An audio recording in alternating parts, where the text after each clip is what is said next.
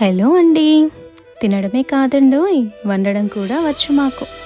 బయట ఎంత ఖర్చు పెట్టి తిన్నా ఇంట్లో చేసుకొని తింటే ఆ సుఖమే వేరు కదా.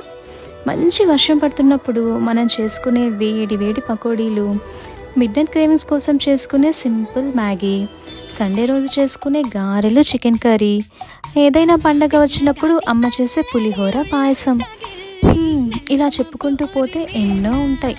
ఎంతైనా ఇంట్లో చేసుకుని తింటే ఉండే సాటిస్ఫాక్షనే వేరు కదా. సో ఏమనుకుంటున్నామంటే మేము ఇంట్లో చేసుకుని ఎంజాయ్ చేసే రెసిపీస్ కూడా మీతో షేర్ చేస్తే బాగుంటుందని.